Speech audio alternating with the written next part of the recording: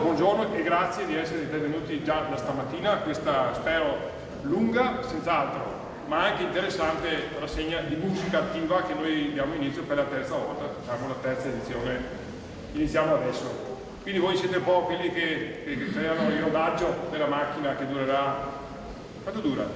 12 più 12, 24 ore attive però, come la musica appunto che proponiamo. Però abbiamo cercato di organizzare un po' tutto, anche con un po' di metodo, in modo da ospitare questi oltre 400 artisti che verranno ad allietarci tra oggi e domani. Spendo solo una parola sulla villa, non dal punto di vista della qualità della villa, ma di come noi la possiamo utilizzare oggi. Questo è un monumento con le sue delicatezze, con la sua storia, con la sua importanza, e quindi ha bisogno di molta attenzione, molta cura e molto rispetto. Io vi sottolineerei questo aspetto, questo ultimo aspetto. Cerchiamo di vivere la villa con la musica nel migliore dei modi, ma soprattutto rispettando gli spazi. Musica attiva è una rassegna che ormai è arcinota, no? Giusto? È la terza edizione, quindi è arcinota. Speriamo di arrivare alla 30ª. Io sono qua per ringraziare in modo particolare le due signore Longo, Paola e Isabella, perché tutto questo che vedete, che potete toccare e aspirare, è un po' frutto del loro lavoro, e soprattutto questo lavoro che è stato diretto e coordinato dal punto di vista proprio strettamente, diremmo tecnico, ma diciamo musicale, da maestro Paolo Piana, che ben conoscete, che è un po' il direttore artistico di questa rassegna, è quello cioè che dà il tono, la qualità, cioè quello che un po' gestisce, ecco, il flusso delle musiche che noi possiamo oggi godere, aspirare, sentire e apprezzare. Io non avrei altro da aggiungere, se non quello di dirvi buon ascolto, buona villa e buona musica attiva. Non so se loro hanno qualcosa da aggiungere.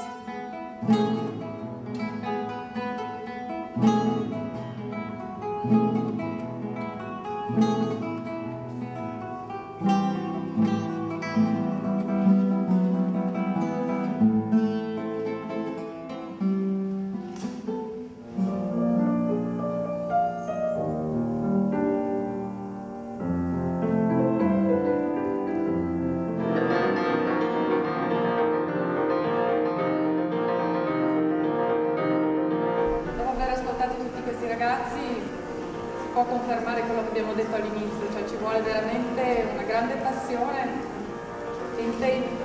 come carburante per l'impegno per suonare uno strumento, e questi ragazzi hanno dimostrato tutti di averne.